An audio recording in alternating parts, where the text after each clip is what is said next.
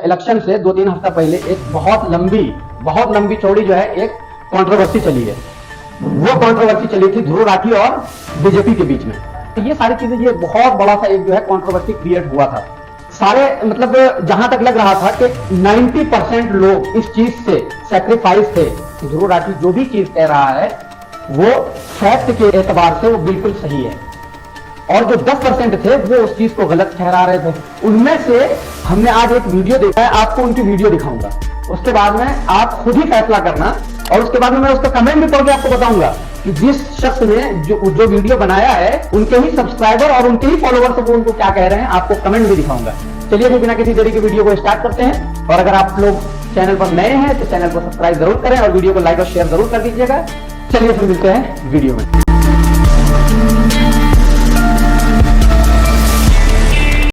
राम राम भाइयों, क्या Rathi electoral bond की आड़ में इंडिया के सबसे बड़े स्कैम पर पर्दा डालने की कोशिश कर रहा है, जो उसकी चहेती पॉलिटिकल पार्टी ने ही किया है? इलेक्टोरल बॉन्ड भारत का ही नहीं बल्कि दुनिया का सबसे बड़ा स्कैम है, ऐसा कहना है राठी जी का अपने नए वीडियो में। और भाई साहब ये कहते हैं कि ये वो नहीं बल्कि बीजेपी की वित्त मंत्री निर्मला सीतारमन जी के पति का कहना। इसमें भी इस बंदे ने पूरी जानकारी नहीं दी। और मुझे अंधभक्त कहने वालों, तुम भी तो राठी जी की आधी अधूरी सच्चाई में आके अंधभक्ति तो बने बैठे हो। क्योंकि आज मैं जिस स्कैम का खुलासा करूंगा वो सो कोल्ड राठी जी द्वारा बनाए गए स्कैम से लगभग पैसों के हिसाब से 2 से 3 गुना बड़ा और खराब असर डालने के हिसाब से 1000 गुना बड़ा है, जिसके बारे में राठी साहब कभी बोलेंगे नहीं। अब क्यों नहीं बोलेंगे उसका भी कारण दूंगा, और जो बताऊंगा वो पुख्ता सबूत के साथ बताऊंगा। तो इस वीडियो को पूरा देखिएगा, बहुत बड़े स्कैम का खुलासा करूंगा। The electoral bond issue is not only the biggest scam in India, but this is the biggest scam in the world. Nirmala Sitharaman जी भले ही बीजेपी में हैं, पर उनका पूरा ससुराल पक्ष इवन उनके पति पर कांग्रेसी विचारधारा का पूरा असर रहा है। सीतारमन जी के पति मोदी के बहुत बड़े आलोचक, तो इलेक्टोरल बॉन्ड तो छोड़ो, मोदी की हर चीज को स्कैम ही बोलेगा ना। और यहाँ ये भी गौर करिए कि मोदी जी अगर इतने ही बड़े तानाशाह होते तो वो क्या एक कट्टर कांग्रेसी परिवार की बहू को अपनी सरकार में सबसे महत्वपूर्ण मंत्रालय वित्त मंत्रालय देते? कांग्रेसी जहाँ अपने दुश्मन को आस पास भी भटकने। इन सारी बातों से ये चीज समझ में आ जाता है, ये हो चुके हैं अंधभक्त। अब आगे देखते हैं। और अब उस बड़े स्कैम का खुलासा करते हैं जिसके बारे में राठी जी कभी नहीं बोलेंगे। चंदा दो धंधा लो, ये इल्जाम लगाए थे ना राठी जी। चंदा दो धंधा लो, ये जो स्कीम है यहाँ पर, ये इलेक्टोरल बॉन्ड घोटाले का सिर्फ एक हिस्सा है। तो इसे सुनिए और हिम्मत हो तो इसके बारे में बोलिएगा। इन्होंने अपने लास्ट इलेक्टोरल बॉन्ड के वीडियो में इल्जाम लगाया था कि ये घोटालों का भंडार है। चंदे के बदले अनवर्दी कंपनियों को सरकारी टेंडर दिए गए, हफ्ता वसूली की गई, और कुछ ऐसे केस हैं जहां पर आम लोगों की जिंदगियों से खेला गया। आम लोगों की जिंदगियों से खेला गया, ये मेरे दिल पर लग गई थी। इसको कहते हैं इमोशनली ब्लैकमेल करना। बीजेपी पार्टी कर रही है। इस वक्त की जो बीजेपी पार्टी है, जो इमोशन को जो बिल्कुल एकदम टारगेट करती है कि मतलब बंदे की इमोशन को बिल्कुल एकदम हट करो, उसकी जो है इमोशन को अगर टारगेट करोगे तो आपका वो फॉलोअर बन जाएगा। और वही चीज ये कर रहे हैं, यहाँ पे इमोशन को टारगेट कर रहे हैं। अब सुनिए। तारीख 22 मार्च 2021, दिल्ली सरकार का एक मंत्री जो कि एजुकेशन मिनिस्टर यानी कि शिक्षा मंत्री, जिसके फैसलों पे दिल्ली के बच्चों की जिंदगी निर्भर करती थी, वो नई शराब नीति की घोषणा कर रहा था। जिसमें सबसे पहला काम क्या किया उन्होंने पता है? राजधानी में शराब पीने की उम्र को 25 से घटा के 21 का कर दिया। क्या ये किसी अगर 21 साल कर दिया तो इसमें क्या बुरा है? 18 साल 16 साल के बच्चे तो पीते हैं।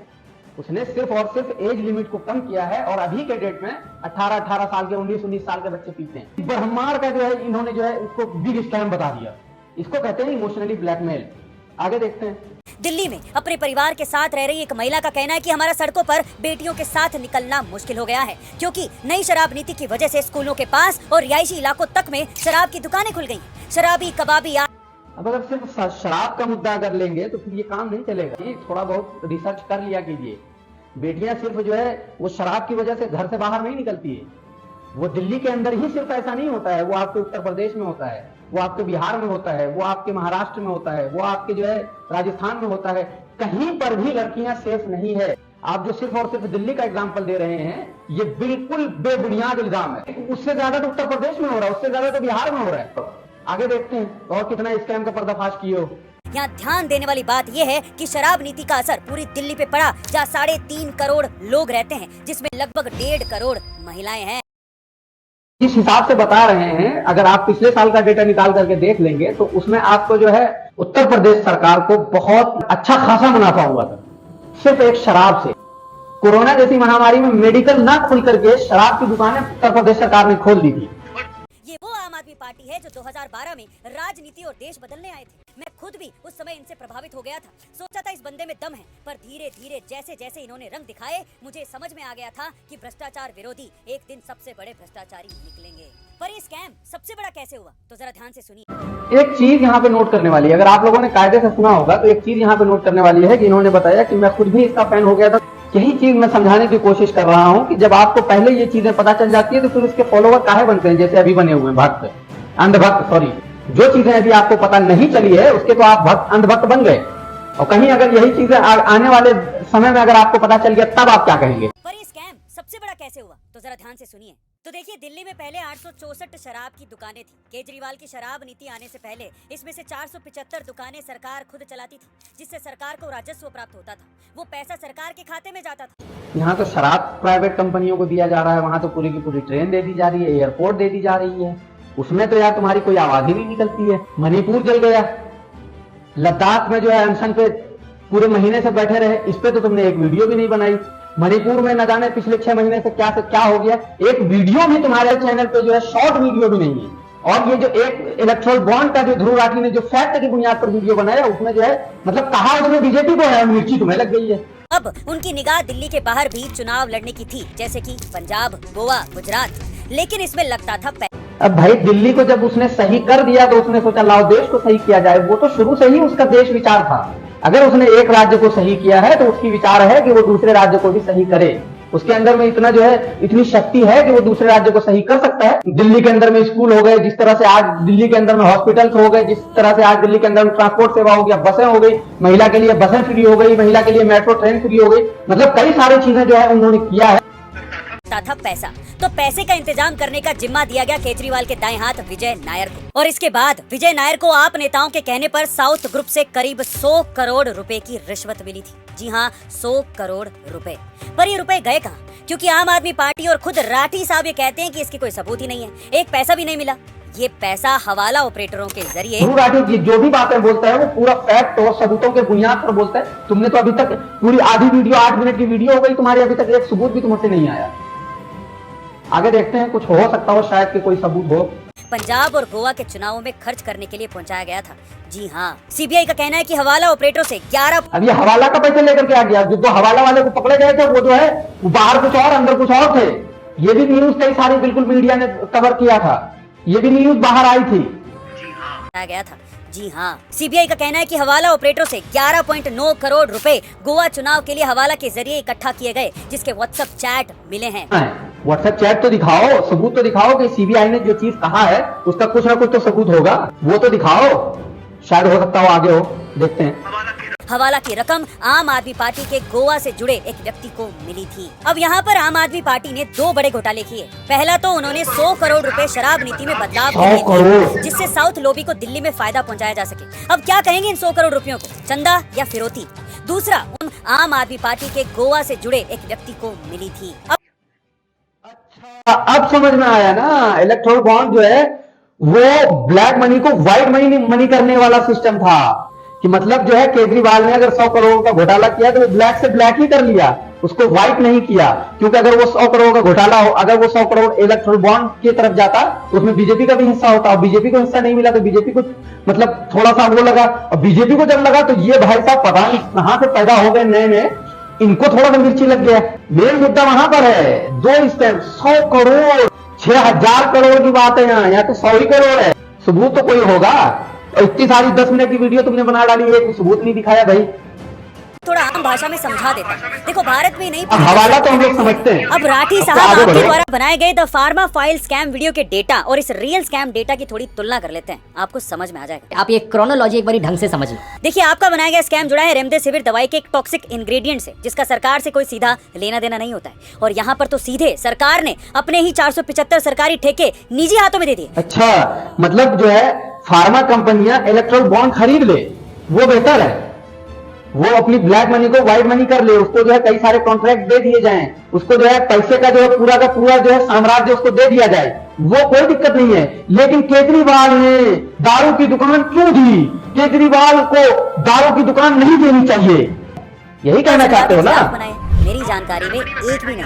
भाइयों, जर्मनी में बैठा ये आम आदमी सिर्फ एक कठपुतली है, जिसे नाचने के पैसे मिलते हैं और एक कारनामा दिखाता है। अच्छा, वो बैठा कठपुतली है और ये तुम बैठे तुम क्या कर रहे हो? मुजरा कर रहे हो, हैं? वो डांस कर रहा हो, तुम मुजरा कर रहे हो पैसे लेकर के। इसका मकसद पैसा कमाना है और इसे पैसे देने वालों का मकसद भारत में सिर्फ मोदी को गिराना है। अब आखिर में मैं आपसे सिर्फ इतना कहना चाहता हूँ कि आप अपने आप से पूछें कि क्या सच में डिक्टेटरशिप आ गई?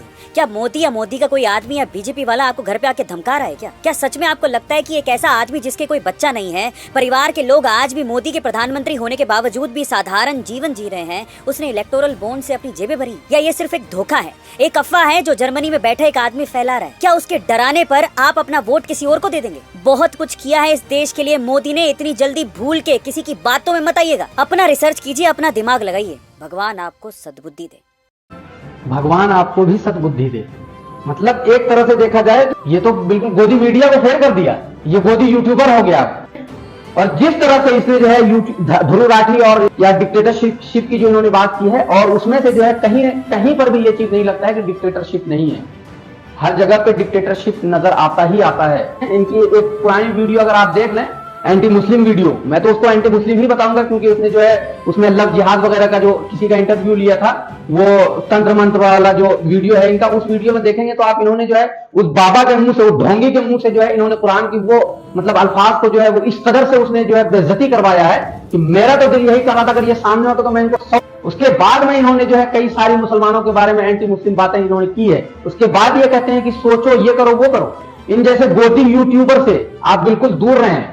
और ये तो बिल्कुल एकदम ये पैसे के भूखे और पैसे के लालची होते हैं, ये बिल्कुल पैसे के भूखे होते हैं। जिधर इसको पैसा मिला वो उधर पलट गए। अरविंद अरोड़ा के नाम के मोटिवेशनल, अभी एक मोटिवेशनल एक्सपोज हुआ था, दूसरा ये अब एक्सपोज होगा। तो आप लोगों से, व्यूवर से ये रिक्वेस्ट है कि ऐसे लोगों को बिल्कुल एकदम ब्लॉक कर दें, आप जो है रिपोर्ट मार दें इनके चैनल पे। और उम्मीद करता हूं कि आपको ये वीडियो पसंद आई होगी। 4-5 कमेंट मैं आपको पढ़ करके सुना दे रहा हूं, आप भी ये कमेंट देखें। और रैंडम कमेंट हम देंगे बिल्कुल एकदम ऊपर से स्क्रॉल करके बिल्कुल बीच में पहुंचेंगे, देखते हैं वो कहां पर जाता है। अब देखिए, इसी वीडियो के, इसी के फॉलोअर, इसी के सब्सक्राइबर ने कमेंट किया है, काम ऐसा करो कि आपको ढूंढ ढूंढ के गाली दी जाए। ठीक, उसके बाद आगे देखते हैं कौन कौन इस दलाली टीचर को गाली देना चाहता है। अरे आप में इतना ही दम है तो राठी के सामने सवाल करो, तब आपको पता चलेगा। इसी की वीडियो में इसी के सब्सक्राइबर ने कमेंट किया है। उसके बाद देखिए कितना पैसा लिया, रोजाना ध्रुव राठी को टारगेट कर रहा है, चुनाव से पहले जेब भर ली, ये अनभक्त कैसे कर सकता है? जरूर इसको बीजेपी ने इलेक्ट्रल बॉन्ड से 1000 करोड़ मिला है, तभी अनभक्त में लीन है ये। जितने लोग कमेंट किए हो उतना लोग रिपोर्ट कर दो तो शायद ये ऐसा दोबारा वीडियो ना डाले। देखिए कहां से कहां तक बात पहुंच चुकी है। अब कहने की जरूरत नहीं है कि अनसब्सक्राइब मारो, आप लोग समझदार हो, खुद से मार दो। और हाँ, गाली फ्री है।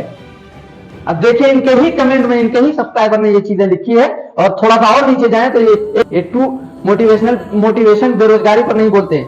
मणिपुर को कोई भी नहीं देख रहा है, मूर्ख सरकार, बिक गया होगा पैसे के लालच में। कुछ लोगों को गाली सुनना अच्छा लगता है, उनमें से एक अरविंद सर भी हैं। अब बताओ, ये हालत है इनकी। और ध्रुव राठी के वीडियो में अगर कमेंट पढ़ लो तो तुम्हारा भी दिल खुश हो जाए। ये हालत है देश के। ये हमारा हिंदुस्तान बदल रहा है। इस चीज को देख करके समझ में आता है कि हिंदुस्तान बदल रहा है। चलिए, इन जैसे लोगों से दूर रहिए और वीडियो देखते रहिए। और अभी तक अगर आपने वीडियो देखा है तो चैनल को लाइक और सब्सक्राइब जरूर कर लीजिएगा। चलिए फिर मिलते हैं ऐसे ही एक और वीडियो में, तब तक के लिए अल्लाह हाफिज।